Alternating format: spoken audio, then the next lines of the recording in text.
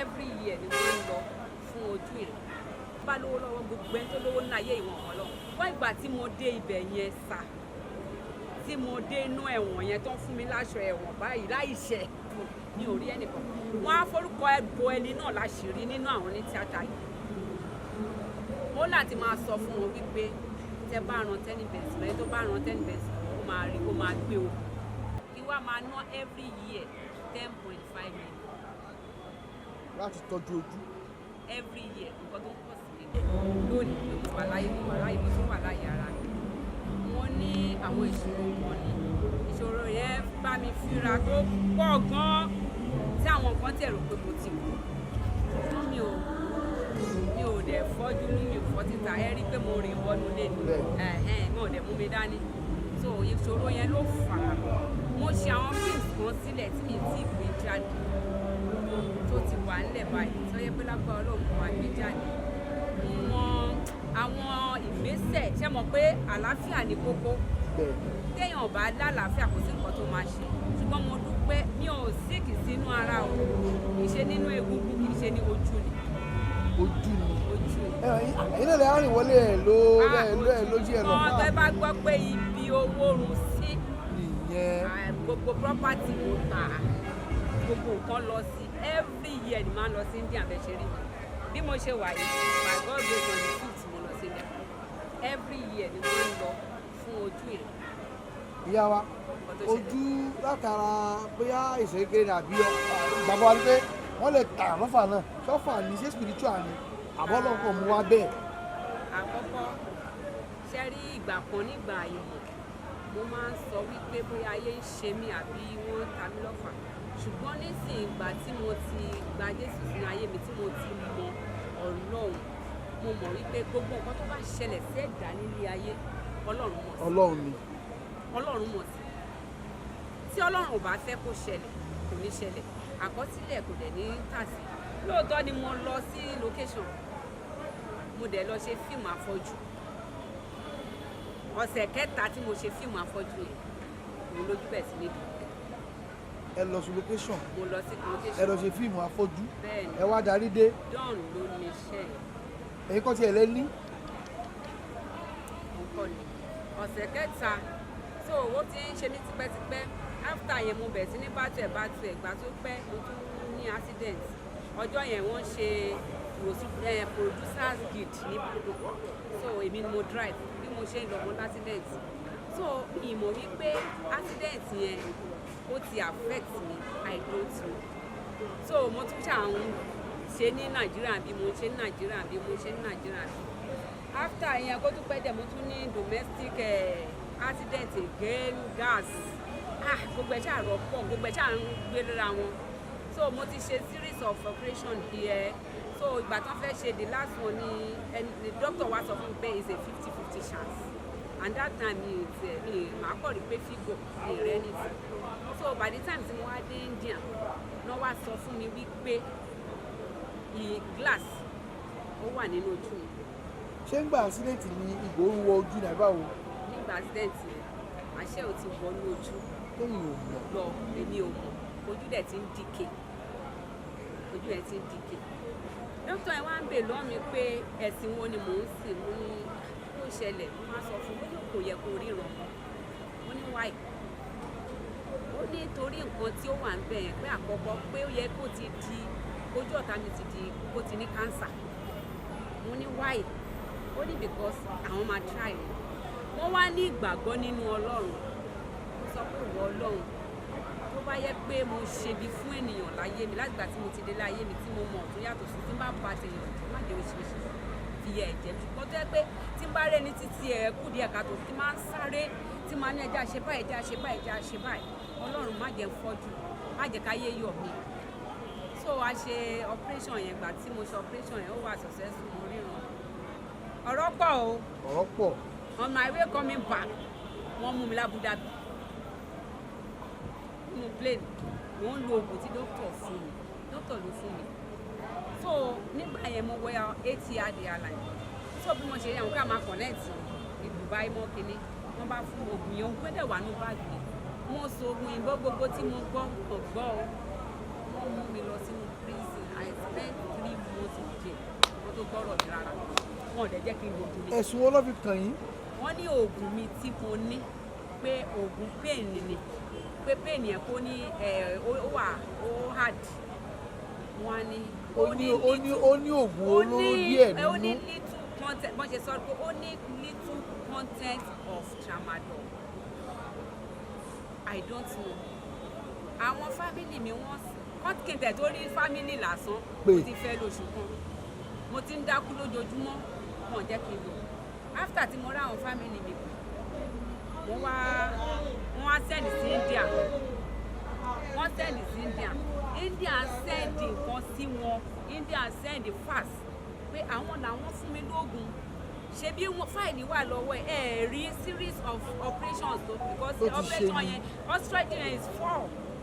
different 4 surgeries ni mo ṣe sójú yẹn ṣé wọn ò rí ni pé ẹni tó kì í gbé ní India ń lọ sí Nigeria for pain and this and that wọ́n rí o wọ́n dẹ̀ pretend pé àwọn ò rí kinní yẹn ṣùgbọ́n ibẹ̀ lọ́lọ́run ti gbé. nígbà tí ìdààmú dé. ibẹ̀ lọ́lọ́run ti gbé ṣẹ́yìn tó bá lówó lọ́wọ́ gbogbo ẹni tó lówó ní ayé ìwọ̀n ọlọ́run all the millionaires billionaires trillionaires wọn kí ni wọn ọlọ́run kéèyàn bá lówó kò ní mọ ọlọ́run kéèyàn bá níṣòro kò ní mọ ọlọ́run ṣùgbọ́n ìgbà tí mo dé ibẹ̀ yẹn sà tí mo dé inú ẹ̀wọ̀n yẹn tó ń fún mi láṣọ ẹ̀wọ̀n báyìí láìṣẹ̀ tí wọ́n treat Nàìjíríà gbọ́n Nàìjíríà wọ́n máa nà every Friday àná wọ́n máa nà wọ́n báyìí wọ́n máa fi Quran sọ́wọ́ tó máa fi jábọ́ ibẹ̀ ni mo ti mọ̀ wípé Ọlọ́run mo wá fira mi sí àwọ̀ mo wá ń gbà tó pẹ́ ìbẹ̀ ìkọ̀ lọ́wọ́ Ọlọ́run kan mo kọ̀ wá níbẹ̀ torí gbogbo àwọn nǹkan tí mò ń rí lójú àlá lójú ayé lójú gbogbo ẹ̀ ìgbà máa kọjú kọ báyìí nǹkan yẹn máa kọ wá ni tó bá jẹ́ pé mo wà nínú ayé ni mi ní kàkún mi ní kàkún ṣùgbọ́n ìgbà tí Ọlọ́run wá pè mí yẹn tí mo bẹ̀ sí ní ṣe ẹlòmíì níbẹ̀ máa bá sọ̀rọ̀ máa ṣe prayer fún ẹlòmíì tó ti wà ń bẹ̀ tó jẹ́ pé wọ́n ti dẹ́jọ́ ẹ̀pẹ́pẹ́pẹ́ wọn release máa pé gbogbo àwọn Nàìjíríà tó wà ń bẹ̀ máa ní ẹ jẹ́ ká ṣe prayer máa ní ẹ jẹ́ ṣe prayer fún lágbájá kí wọ́n lè release má dẹ̀ release mo wá fira mi sí àwẹ̀ gidigidi gan ni ọjọ́ October mi ní gbàgbé tẹ́ bá wo inú Facebook mi every 2nd of October láyé yìí máa ń celebrate ẹ̀ torí mo sọ fọ́lọ́run pé April 4th ni mi but ẹjọ́ tí n bá kúrò mi tó bá dá mi láre màá máa celebrate ọjọ́ yẹn as my 2nd birthday pé ẹ tún mi bí ojú mi kù ṣùgbọ́n ẹni tó ràn mí lọ́wọ́ wọ́n gbé mi lọ sí hospital doctor sọ fún wọn wípé mo ní nǹkan báyìí bó mo ṣe operation mo ṣe wọn gbà ṣe mọ̀ pé bí níbí báyìí bí àwọn kóòtù wọn kí wọ́n ṣe máa pa àwọn tó máa dúró kóòtù bíi ní kóòtù tó máa pe kéèsì. ṣé àwọn prosecutors. wọ́n gbé fáìlì fún wọn wọ́n ní she is not sick she don't have any problem ẹwà àtakùn ẹgbà tí mo wá láì mọ̀ yín rí tẹ́lẹ̀. mo mọ̀ mi rí àtakùn yẹn pọ̀ ju mi rí irú ẹ̀ ní wọ́n fẹ́ rí mi even nínú ọgbà ẹ̀wọ̀n yẹn àwọn warders they don't want to see mi rí irú ẹ̀ rí ṣùgbọ́n ọjọ́ tọ́lọ́run máa ṣèyanu yìí mo gbà àwẹ̀ ni wọ́n wá ní kí n break mo tẹ̀ ti gbàgbé ṣé àwọn kéèyàn gbàgbé mi break ṣẹ́rọ omi tí wọ́n gbé dání pé kí n fi break báyìí wọ́n ń gbàdúrà sí mi kọ́ tí mo mọ̀ mọ́ ni ìgbà tí màá lajú báyìí hospital mo wà bí mo ṣe lajú sí hospital ẹ̀ mo kọ̀ rí pé wọ́n di ẹsẹ̀ mi mọ́ bed mo wá lajú mo ṣe lajú báyìí mo kọ̀ rí dókítà yẹn mo wá rí pọ̀ ọkùnrin dúdú pélé yìí ò ṣara wọn nípa ní please I can't help you please kindly help me pé mi ò ṣẹ̀ ó ní kí ló mọ́ wá bẹ̀ sí ní sọ̀rọ̀ fìtìfìtì torí àwọn ará wọn náà wà lẹ́gbẹ̀gbẹ̀ wọ́n á sọ̀rọ̀ fún pé wọ́n sọ pé nǹkan tí mo ní kó ní content of tramadol mi ò dẹ̀ ń lo tramadol wọ́n dẹ̀ tún wẹ̀gùn mi wọ́n rí drug ìgbẹ́ wọ́n ṣe kíní kan wọ́n á bẹ̀ sí níbẹ̀ ìyẹn ní no every country has its own kíní kan wọ́n ní every country ló ní rules and regulations I can't do anything wọ́n bá ní kán gbé mi wọ́n bá gbé mi lọ bí wọ́n ti nu máṣíìnì wọ́n gbé mi sí máṣíìnì náà wọ́n gbogbo ẹ̀yà ara mi ọ̀rẹ́ kankan fún mi máa yẹn ṣe wà pọ̀ ní tramadol fún mi máa yẹn dókítà yẹn gbọ̀ngàn ó ṣe wà pọ̀ tramadol gbọ̀ngàn sínú òògùn mi kẹmọ bíi tí wọ́n wíkẹ́ẹ̀dì dé máa ń sọ fún gbogbo àwọn Nàìjíríà pé they should be careful about Abu Dhabi. Abu Dhabi. Yes, they should be careful about Abu Dhabi. Ṣé mọ̀ pé wọ́n gbé mi lọ wọ́n ò rí kankan ní ara mi o. Ṣé mọ̀ pé ìgbà tán kọ́ fún mi tán ọlọ́pàá tán tún gbé mi tán discharge mi tán gbé mi sínú kínní tán Black Maria tán fi gbé mi wọ́n wá ń ṣòfófó ní ìmọ̀ nǹkan tó ń sọ èdè náà sọ bẹ́tọ̀ ọmọ kan wà ń bẹ̀ fàtún bíkíbi tí fàtún bá wọ Ọlọ́run tó bá mi ṣeré fún ọmọ tọ́kì yàrá èdè yìí wọ́n wá sọ pé wọ́n bá fún mi lóògùn yẹn wọ́n ní fún mi lọ́wọ́ wọ́n á ní kí n gbómi wá wọ́n wá gbómi wá wọ́n ní kí n lanu mi máa lanu mi wọ́n á fi sí màá wá lò tí bá wá lò yẹn mi ìwá ní gẹ̀ẹ́tì ara mi máa máa ṣọ̀dẹ̀ ìfá tí máa lọ tọ́lẹ̀tì mi nímọ̀ pé mo ń tọ̀ wọ́n á gbọ́ ọmọ yẹn pé kí ni oògùn tó ń fún mi gbogbo yẹn ń gbà sọ́wọ́ wọn fẹ́ mi ní ẹ bá lóun á bá mi trace ní ẹ bá ṣe yẹn bá ní mú mi they are giving you tramadol you have to use it in court bí mo ṣe wá ẹni tó lè mọ kéwù kọ́ ni bá ní kọ́ bá mi kọ́ ló bá kọ kéwù yẹn fún ìgbà tí mo dé court ọjọ́ ẹ̀ náà fẹ́ dájọ́ àṣẹ káàdì tán fún mi wọ́n ti kọ 25 years in prison èmi ò mọ̀ ṣe mọ̀ pé mi ò mọ̀ pé nǹkan tí ẹ̀sùn ní wọ́ọ̀tì ní 25 years in prison èmi ò dẹ̀ mọ̀ so bí mo ṣe wá dé kóòtù yẹn mo ti wá kọ̀wé yẹn mo ti mú dání kẹ́ wá wo ṣe Ọlọ́run tá a bá ń lọ wọn jẹ́ ká wọ pátá o no bra no pint jẹ́rìí aṣọ wọn tó máa fún wa yẹn gbẹgẹdẹ báyìí kú lẹ́ máa wọ̀ tẹ́ bá wá dé wọ́n wá ní kàn fẹ̀ dí yín wọ́n á wò kàn fẹ̀ dí yín wọ́n á máa wò dí yín àwọn gẹ̀ẹ́sì àwọn wọ́dàs tó ṣẹ̀ṣẹ̀ bẹ̀rẹ̀ wọ́n máa ṣe rádàdà wọ́n máa gbọ́yàn yín sókè wọ́n máa tẹ̀ kí wọ́n máa ṣe. ní Abu Dhabi. bẹ́ẹ̀ ni mo sọ fún yín bẹ́ẹ̀ ni àtiwá jíde prison ṣe rí ìgbà tí mo wá ń lọ yẹn gbogbo wọn ti lọ èmi dẹ̀ ń ṣe prayer kí máa ṣe bọ́ọ̀tà ọmọ Nàìjíríà kan bá ní mummy are you not going to court mo ní I'm going they are going already ṣe rí òkè kẹrin mo wà irin ńláńlá ni ṣe mọ̀ pé gbogbo orin yẹn dẹ̀ sílẹ̀ mo wá ń sá lọ bó ṣe fẹ́ mú fún máa pariwo pa I'm here bó ṣe mú mi wọ́n ti ẹ̀rọ ti béèrè pé tó tán bá rí lẹ́tà yẹn lọ́ọ̀ mi wọ́n á fàyà àwádé court ọmọ yẹn dẹ̀ ti kọ́ mi pé ọjọ́ tí bá máa dá ẹ̀wọ̀n 5 years wá sílẹ̀ pé wọ́n á wọ black and white tó bá máa dá ẹ̀wọ̀n 5 years maybe 15 years 25 years 20 years pé wọ́n máa wọ black and yellow ṣùgbọ́n ọjọ́ tó bá máa dá ẹ̀wọ̀n bíi gbére wọ́n pààyàn wá wọ black and red àwádé court kí ni máa ṣe wọlé báyìí ó wọ black and yellow ẹ̀rù bá bà mí ẹ̀mí ẹ̀ ti sọ ní ilé ara ẹ̀ ìṣòro náà ti parí iṣẹ́ ẹ̀sẹ̀ ṣé bọ́n ṣe wọlé báyìí tán pé màkàmá kóòtù wọ́n bá dìde wọ́n bá bẹ̀ sí ní pé 10 years 30 years ṣé bọ́n ṣe pé sálápọ̀ mo ní bàbá don't talk wọ́n gbòòrò àwọn báyìí pé ká lélẹ́yìí wọ́n wá ń sá lọ síbi adájọ́ yẹn wà meanwhile ẹni tó ń jẹ́jọ́ kò gbọdọ̀ gun sẹ́ẹ̀pù lọ bá wọn ṣe àwọn pé mi ò mọ kankan mo gun sẹ́ẹ̀pù lọ ọlọ́pàá dé wọ́n tún mú mi bàbá yẹn ní kó fi mi lẹ̀ bàbá yẹn wá ń sọ pé kí ló ṣẹlẹ̀ wọ́n á fún wọn lẹ́tà pé kán wo lẹ́tà yìí wọ́n á wo lẹ́tà yìí ẹnìkan wá ka lẹ́tà yẹn ṣẹ́rí first day tí wọ́n ti mú mi ọ̀rọ̀ tí mo sọ ń bẹ̀ wọ́n ló wà ní lẹ́tà gbà tí mo parọ́ nọ́mbà ni go back you will receipt for your judgement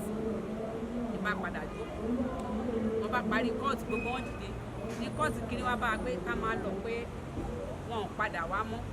la bá lọ sàlẹ̀ nú ọ́fíìsì máa yẹn ló ti dá ẹjọ́ mi ti ṣe ní kóòtù ṣẹ́rí ó ní kọ́ lọ pé wọ́n wá ṣẹ́rí ìgbà tó ń pe gbogbo àwọn tó wà ní ọgbà ẹ̀wọ̀n wá wọ́n dà lé àwọn ga gidigidi àmì ti pa mi pẹ̀lú àbẹ́ wọn máa ní kọ́ pa mi nù bí máa yẹn ṣe ní bó ṣe wù mí báyìí tí mo dé bẹ̀ báyìí mo ti ń gùn gbogbo ara mi dẹ̀ ń gùn báyìí ó ní kọ́ mú mi kúrò wá mú mi kúrò wá sí máa mú lọ sínú yàrá pọ̀ ṣe bá bá mi pé we check everything we prove innocent go back to our country just like that. No compensation, nothing. Ṣé ẹjẹ́ wá sọ kíní kan fún yín ambassador wa àbúrò tó wà ní Dubai ó rìn àrìnfẹ́ kú sọ́dọ̀ ambassador dẹ̀ ń parọ́ fún wọn wípé òun pọ̀ ń bẹ̀ òun máa rán secretary òun wá ambassador ò yọjú láti for that 3 months kò sí ambassador Nàìjíríà tó yọjú and every Wednesdays ni àwọn ambassador ìlú tó kù náà máa wá tó máa béèrè lọ́wọ́ àwọn tó wà ń bẹ̀ pé báwọn ṣe ń tì sí wọ́n tì sí àwọn Nàìjíríà. gbà pálí àwọn ọkùnrin wọn níbẹ̀ àwọn ọ̀dà wọn máa nà wọ́n dákú wọ́n máa gbá wọn lójú gbá wọn. ní orílẹ̀-èdè wo. bẹ́ẹ̀ Abu Dhabi ló ń pè é capital Dubai capital UAE ni. ìyá kó ìrìn tẹ́ ẹ̀rìn. bẹ́ẹ̀ ni. ẹ̀kọ́ wo ló kọ yín. ha ó máa dá fún un. ṣe rí tí Ọlọ́run bá pèèyàn tọ́lọ́run bá gbé ẹ̀ tó takú kó o fẹ́ ṣe tọ́lọ́run àkọ́kọ́ gbọ́nà kan. ẹlẹ́ẹ̀kejì ó wá kọ́ mi wípé kò sí ẹnìkan ṣoṣo láyé yìí tó lè ṣe àfi Ọlọ́run ọba. ó kọ́ mi pé kéèyàn má ṣe ìkà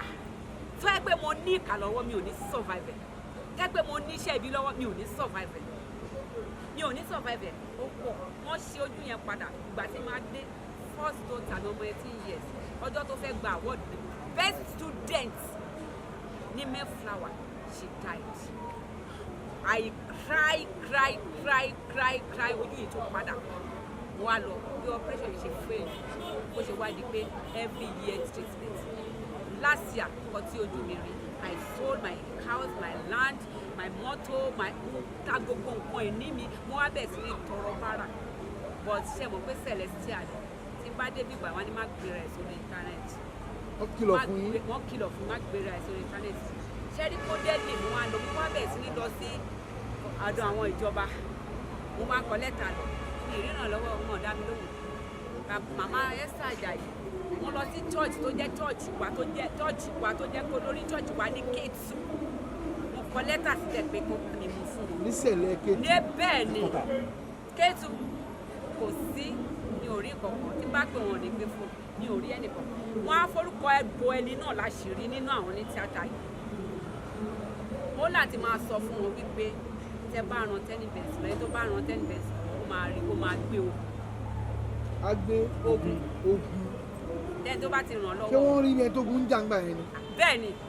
títorí pé mo ké bá wọn pé kẹ́ ràn mí lọ́wọ́ mo lẹ̀ mọ́ ẹni tí mo fojú jọ tí mo rí bí ìyá tí mo fojú jọ tí mo àwọn tí wọ́n sọ pé èyí òṣèré tíátà ìyá wa àwọn tó sọ pé èyí òṣèré ẹ̀kì ran ayé lọ́wọ́ ṣé lóòótọ́ ni. ṣẹ́ẹ̀rí òtítọ́ ńlá ni wàláì òtítọ́ tó jìnnà sí rọ ni they only celebrate tẹ bá ṣe pàtó orúkọ tá à ń ṣe sí wọn kú ni o but tẹ bá ní problem tẹ bá sọ fún wọn àìmọye àwọn tí mo sọ fún àìmọye àwọn tí mo pè lóòótọ́ mi ìgbéra mi sísà bẹ́ẹ̀ sí ní coded one tí mo sọ fún Bímbọ́ ni mo rí. Bímbọ́ Akínsànyà. Ọlọ́run ẹlẹ́dàá mi ò gbogbo bí sí Bímbọ́ bá dé nílé ayé ẹ̀jẹ̀ kó máa bá rè pàdé o Ọlọ́run gbogbo ìṣòro Bímbọ́ bá mi sọ di pẹ̀tẹ́lẹ̀ nǹkan tó bá ń dùn Bímbọ́ nínú Ọlọ́run bá mi sọ di ìdùnnú fún gbogbo tó fẹ́ láyè kó bá mi fún the only person nínú gbogbo àwọn tí mò ń kàn. olùkọ́ ló dúró. òun ni Bímbọ́ ni á pè mí àjọ máa kékeré ni àsìkò ni màá mi bọ́lá òun ló bá mi lọ òun ló bá mi káàkiri òun ló bá mi bá ìyàwó fáìsì deputy governor. ìyàwó deputy governor. Amsat Dr. Amsat. Tèkó. Ó fún mi lówó. Ògùn kọ́ àárọ̀ ògùn kọ́. Ti kínní governor gangan ìyàwó ẹ̀ wọ́n fún mi lówó. True ní Bímbọ́. ìyàwó Sanwó-Olú. True Bímbọ́ ni o. Ó fún mi lówó and one other man lọ́gbọ̀n bọ̀. True Bímbọ́ ni tí mo ti wó True Bímbọ́. Gbogbo ètò gba àwọn ọmọ mi ni o. ìyá wa kí ni condition yìí lè ní. ṣé bébí lẹ̀ ń wò yìí. ojú rí na kedere. àbí mo rí ẹsẹ̀ rí dáadáa. tẹ́tí ẹ̀ rántí mi láti bí ọdún mẹ́wàá láti rà gbẹ̀yìn. bẹ́ẹ̀ni pẹ̀lú mi lẹ́wọ̀n pé ọmọ mi rè. láti jọ ìṣẹ́bí mi rè ọpẹ́lọpẹ́ Ọlọ́run ọpẹ́lọpẹ́ àwọn ọmọ tọ́lọ́run. ṣáájú ìdààmú àti wàhálà yẹn fíìmù ilẹ̀ ti ṣe. láàrin ìdààmú yẹn báwo mo ṣe fẹ́ ṣe fíìmù nígbà tí mo ń wówó. ṣáájú fíìmù ilẹ̀ ti ṣe ń gbà yẹn táwọn ọ̀rẹ́ mọ̀ yín dáadáa. ààrẹ ní Teni Benson ó yá akẹ́bẹ̀rẹ̀ láti bẹ̀rẹ̀. mo ti ṣe fíìmù kó tó dé Teni Benson. mo lára ẹ̀ ní maka. mo ṣe eré ayọ̀ mi tèmi dire akàlàmàgbò àpèkẹ́ olóríṣà mo ti ṣe Teni Benson wà ń bẹ̀ àti bẹ́ẹ̀ lọ tí mo ti ṣe. tó ìṣòro wa ń kọ́ ìṣòro wa. bẹ́ẹ̀ ni ìyẹn náà wà ń bẹ̀ ẹ bá mi rántí ẹ̀ kọ̀ọ̀kan wà ń bẹ̀ tẹ̀ni ètò wà lórí YouTube ń sìn ìyẹn náà wà ń bẹ̀ ìjẹkújẹ náà wà ń bẹ̀ so mo fi sórí mo ní YouTube tí mo ra fi sí. ẹ dárúkọ ṣé gan ni GboahTv. GboahTv. bẹ́ẹ̀ ni GboahTv. Ṣé o tiẹ̀ wá níṣẹ́ tẹ fẹ́ ṣe tẹ̀ ń pò pọ̀ báyìí? bẹ́ẹ̀ ni ó ní sórí mo fẹ́ ṣe sórí ṣé sórí mi ṣé sórí story. ẹ jọ̀ọ́ torí ọ̀nà tó bá fi ṣe sórí pé èèyàn ní nǹkan tó báyìí ṣé wọn ò ní sọ pé irọ́ ni pé àròsọ ni kí wá máa ná every year 10.5 million Láti tọ́jú ojú. every year nǹkan tó ń pọ̀ sí i. Tó onímọ̀ ọ̀nà ìbí lágbára Ọlọ́run. Ìyá wa a máa rí bá. Ó dàbọ̀. Thanks for watching GboahTv. Remember to subscribe to our channel for more awesome videos. As we regularly release new content, we reward our top commenters every month. Thank you.